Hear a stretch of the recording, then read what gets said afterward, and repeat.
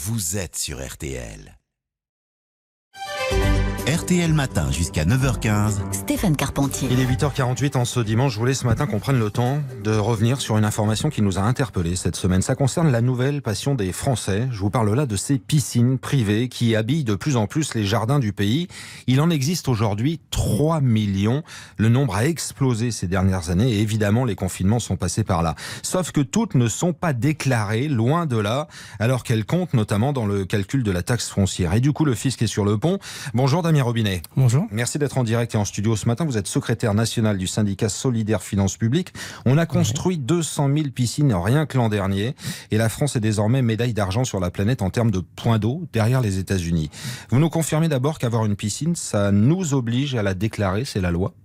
Ah oui, systématiquement, dès qu'une piscine est construite, il faut la déclarer. Il y a un imprimé spécifique pour cela.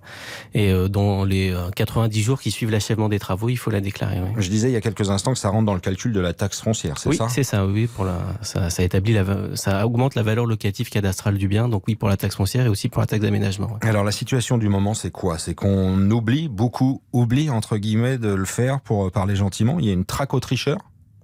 Alors, ce serait un peu excessif de dire qu'on oublie de le faire, mais l'important, c'est forcément d'avoir une équité fiscale et donc les personnes qui n'auraient pas déclaré, on puisse pouvoir, qu'il y ait des moyens pour pouvoir les contrôler, pour garantir l'équité fiscale par rapport aux personnes aux contribuables qui, eux, déclarent correctement. Alors la preuve de tout ça, c'est qu'en 2019, il y a une expérimentation qui avait été menée dans les Alpes-Maritimes, oui, entre autres, avec 3000 piscines non déclarées qui avaient été débusquées. Du coup, là, c'est une nouvelle phase qui va débuter dans 9 départements, le Var, les Bouches-du-Rhône, les Alpes-Maritimes, la Vendée notamment. Grâce à quoi ? Grâce à la technologie ? Comment vous allez procéder ? Alors, ce qui est prévu par la Direction générale des finances publiques, c'est effectivement un traitement algorithmique à partir des prises de vue aériennes de l'Institut géographique national. C'est-à-dire que sur ces photos aériennes, un algorithme avec des intelligences artificielles vont détecter en gros quelles sont les piscines et les comparer ensuite avec le plan cadastral et avec les données fiscales de la Direction générale des finances publiques. Et en faisant ce croisement, pour la Direction générale des finances publiques, nous on a des réserves à ce sujet, mais il devrait y avoir possibilité de déterminer quelles sont les piscines qui ne seraient pas déclarées et qui pourraient être ensuite taxées. Et pourquoi des réserves ? Alors des réserves, elles sont à plusieurs titres. Déjà pour des questions d'opacité, on a pendant très très longtemps pas eu le marché public en question, ni le coût exact de cette expérimentation. Il faut savoir c'est une expérimentation qui est faite notamment avec Google, mais aussi avec Capgemini. Donc forcément, ça pose question en tant que service public. On a aussi des interrogations, ne serait-ce que sur les conséquences pour les personnels, parce que a été révélé il n'y a pas longtemps dans Acteurs Publics justement les tenants et les aboutissants de ce marché.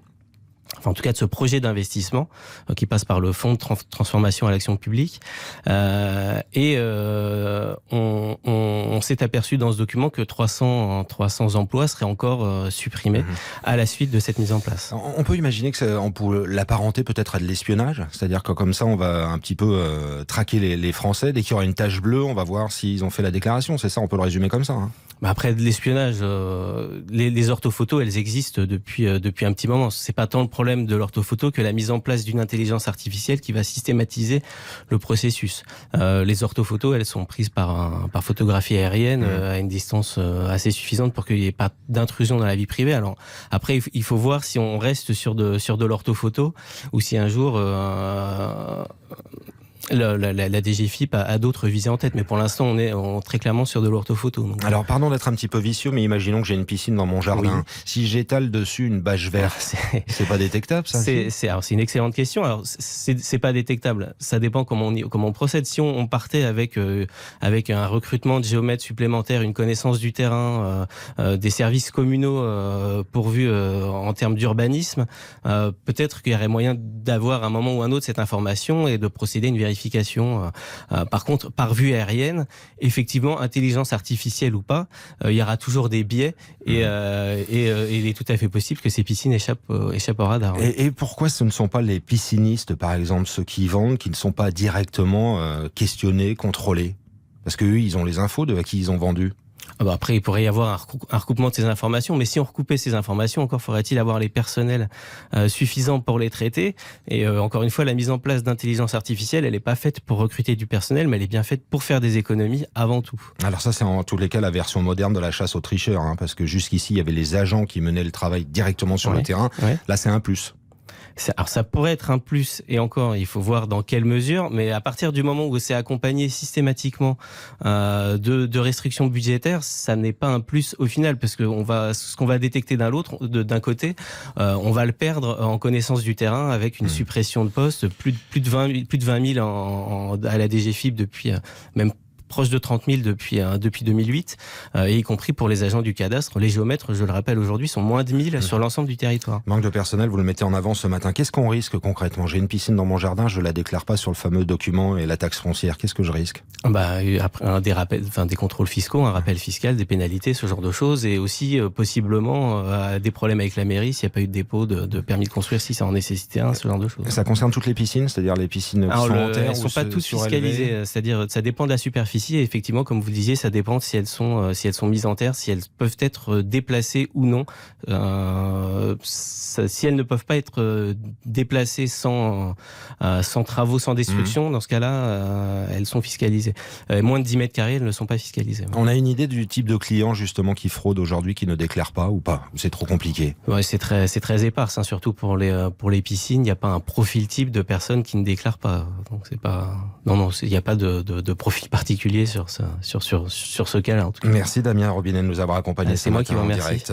Je rappelle que vous êtes secrétaire national du syndicat solidaire Finances Publiques, de nous avoir expliqué les choses justement concernant cette traque aux propriétaires de piscines dans notre pays.